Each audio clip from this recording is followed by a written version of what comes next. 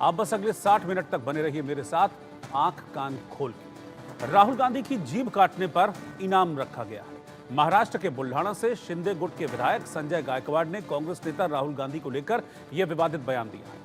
उन्होंने कहा कि जो भी राहुल गांधी की जीभ काटकर लाएगा उसे 11 लाख रुपए का इनाम मैं दूंगा। संजय गायकवाड़ राहुल गांधी के अमेरिका में आरक्षण खत्म करने से जुड़े एक बयान से भड़के हुए हैं। गायकवाड़ ने राहुल गांधी और कांग्रेस पर दलितों और आदिवासियों के आरक्षण को खत्म करने की साजिश का आरोप लगाया है।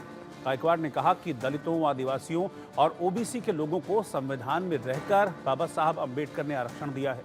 ऐसे में कांग्रेस के नेता राहुल गांधी विदेश में जाकर आरक्षण खत्म करने वाला बयान देते हैं, जो कतई भी बर्दाश्त नहीं होगा। गायकवाड़ ने कहा कि कांग्रेस ने अपना सही चेहरा लोगों को दिखा दिया है। लोकसभा चुनाव के दौरान मोदी संविधान बदल देंगे, ऐसा फेक और नेगेटिव नैरेटिव फैलाया गया और वोट लिया। आज ये आरक्षण को खत्म करने की बात करते हैं। गायकवाड़ ने साफ कहा कि राहुल गांधी की जीभ जो भी काटेगा, मैं उसे 11 लाख रुपए इनाम में दूंगा। चैलेंज करता हूं कि इस तरह की बात करने वाले राहुल गांधी की वहां पर जुबान काट देनी चाहिए, और जो काटेगा उसको मैं 11 लाख का इनाम मेरी तरफ से दूंगा। मैं चैलेंज करता हूं कि इस तरह की बात करने वाले राहुल गांधी की वहां पर जुबान काट देनी चाहिए, और जो काटेगा उसको मैं 11 लाख का इनाम मेरी तरफ से दूंगा। अमेरिका में जाकर कांग्रेस के ज्येष्ठ नेता राहुल गांधी ने जिस तरह का बयान किया है, उनका असली रूप जो है कांग्रेस का उनके मुंह से बाहर आया है।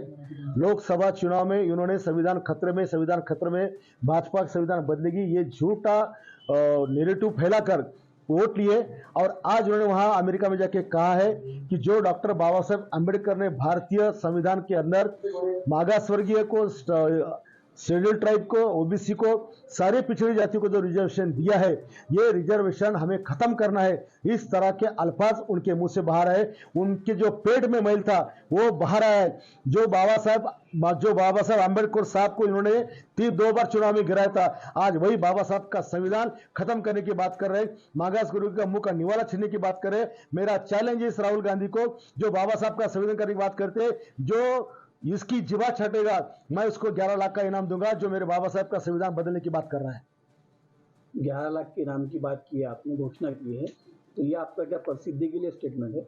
ये मेरी सभी समाज के प्रति संवेदना है। मैं समाज में रहता हूँ, पिछड़ी जाति में रहता हूँ, आदिवासी में रहता हूँ, ओबीसी में रहता हूँ, सब में रहता हूँ, और मैं उनका दर्द आज भी देख रहा हूँ कि हालत उनकी क्या है। आज महाराष्ट्र में भी धनगर समाज, मराठा समाज आरक्षण के लिए लड़ रहा है, उनको तो मिलने से पहले ये नहीं देने की बात कर रहे हैं। इसलिए ये कोई प्रसिद्धि वाला स्टेटमेंट नहीं है। ये एक वरिष्ठ नेता जो जवाबदार है, जिसके परिवार में देश के प्रधानमंत्री थे, उनके पिताजी थे, आज उनका बेटा इस तरह की बात कर रहा है कि हम ये आरक्षण खत्म करेंगे, रिजर्वेशन खत्म करेंगे, इसलिए हमारे दिल से निकली हुई आवाज है। महाराष्ट्र में भारतीय जनता पार्टी सरकार में शिंदे गुट के विधायक संजय गायकवाड़ ने श्री राहुल गांधी जी की जीभ काटने वाले को जो 11 लाख रुपए का इनाम देने की बात की है, वो स्पष्ट है कि ये धमकी श्री राहुल गांधी जी को नहीं, देश को है, देश के संविधान को है, आरक्षण को है। ये धमकी गोडसे ने भी गांधी को दी थी। गोडसे ने भी गांधी जी की हत्या तो की थी, लेकिन क्या गांधी जी के विचारों की हत्या कर पाए थे? नरेंद्र मोदी जी से, अमित शाह जी से और पूरी भारतीय जनता पार्टी से स्पष्ट पूछना है कि ऐसे लोगों के साथ आप सरकार चला रहे हैं, क्या ये लोग आपके साथ हैं? आप इनके विचारों का समर्थन करते हैं? क्या आप राहुल गांधी जी की जीभ काटने वालों को 11 लाख रुपए देने का समर्थन करते हैं? भारतीय जनता पार्टी को बताना होगा कि आरक्षण के पक्ष में है कि आरक्षण के विरोध में है। श्री राहुल गांधी जी ने स्पष्ट रूप से आरक्षण के पक्ष की वकालत की है, जाति जनगणना की वकालत की है और आरक्षण की सीमा को बढ़ाने की वकालत की है। और ये लोग सारी चीजों को तोड़ मरोड़ करके श्री राहुल गांधी जी की जीभ काटने की बात करते हैं, उनकी हत्या करने की बात करते हैं, उनके विचारों की हत्या करने की बात करते हैं, देश के संविधान की हत्या करने की बात करते हैं और आरक्षण की हत्या करने की बात करते हैं। नरेंद्र मोदी जी और अमित शाह जी स्पष्ट करें कि वो आरक्षण बचाने वालों के साथ हैं या आरक्षण विरोधियों के साथ हैं। मुझे लगता है कि जो राहुल गांधी जी के बारे में बातें बोली जा रही हैं, जो बयान आ रहे हैं, जिम्मेदार पदों में बैठे लोग बोल रहे हैं, केंद्र सरकार के मंत्री बोल रहे हैं, इसके लिए भारतीय जनता पार्टी को माफी मांगनी चाहिए, क्योंकि नेता प्रतिपक्ष होकर राहुल गांधी जी ने जनता की आवाज को उठाया है, लेकिन उनको लगातार टारगेट करने का जो उद्देश्य है वो सिर्फ ये है कि आज बीजेपी बैकफुट पे है, हर जगह पिछड़ रही है। चुनाव प्रचार में कांग्रेस बहुत आगे निकल चुकी है, चाहे जम्मू कश्मीर हो चाहे हरियाणा हो। तो राहुल जी को टारगेट करने का उनका सिर्फ यही है कि वो अपनी बौखलाहट को दिखाना चाहते हैं।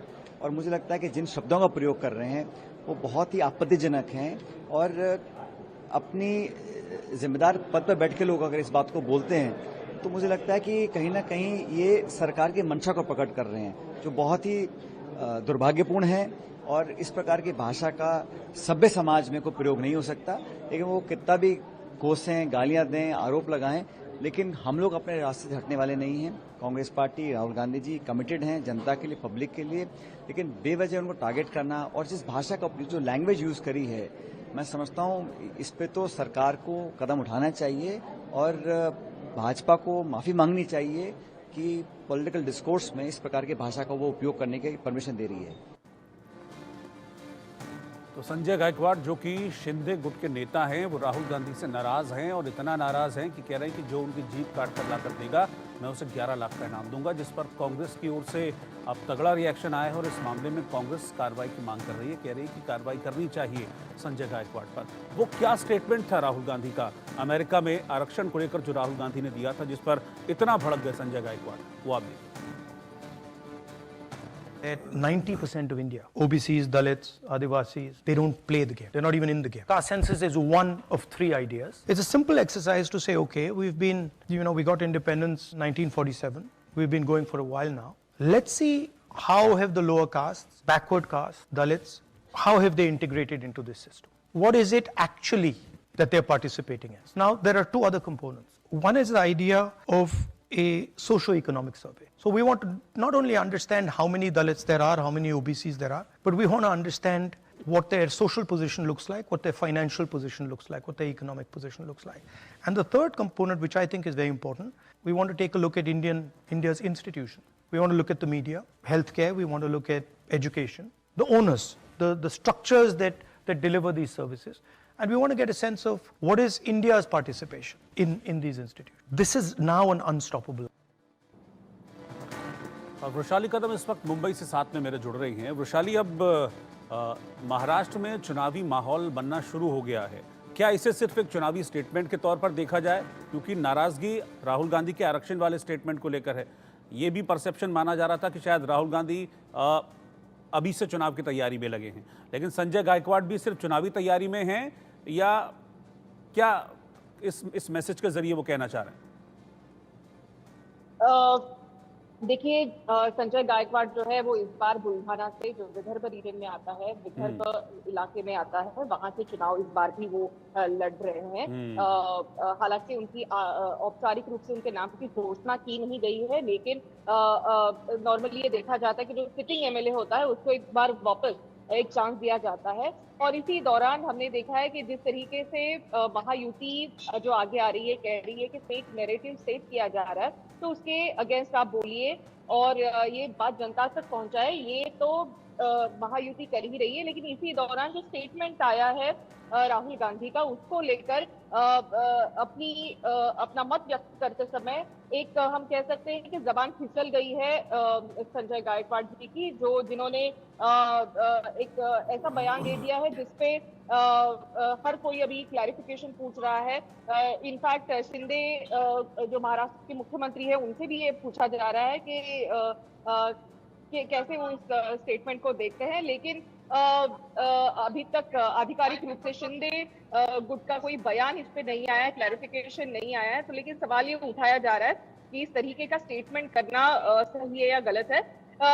लेकिन मैं बता दूं कि आरक्षण जो है वो पिछले कुछ सालों में महाराष्ट्र की राजनीति का एक अविभाज्य ऐसा हिस्सा बन चुका है। हर रोजाना हम देखते हैं कि मुंबई के कई इलाकों में धनगर आरक्षण को लेकर, ओबीसी आरक्षण को लेकर, मराठा आरक्षण को लेकर काफी सारे छोटे मोटे मोर्चे निकलते रहते हैं, चाहे वो इतने बड़ी पैमाने पे ना हो, लेकिन निकलते रहते हैं। तो वही हमने देखा कि जिस मराठवाड़ा रीजन में हाल फिलहाल में आरक्षण का मुद्दा, मराठा आरक्षण का मुद्दा काफी उठा था, तो जाहिर सी बात है महाराष्ट्र में विधानसभा चुनाव सर पर है। किसी भी वक्त दशहरे के पहले या दशहरे के बाद तारीख डिक्लेयर हो सकती है। सब इंतजार कर रहे हैं कि हरियाणा के चुनाव के रिजल्ट जैसे आए उसके बाद महाराष्ट्र का कोड ऑफ कंडक्ट लग सकता है। और ऐसे में राजनीतिक सरगर्मियों में जब कोई विधायक जो है ऐसे स्टेटमेंट करता है तो यकीनन उसकी पार्टी से जवाब पूछा जाता है। लेकिन इस बार सिर्फ शिवसेना से ही नहीं, शिंदे गुट से ही नहीं, बल्कि भाजपा से भी ये सवाल विपक्ष की तरफ से पूछा जा रहा है।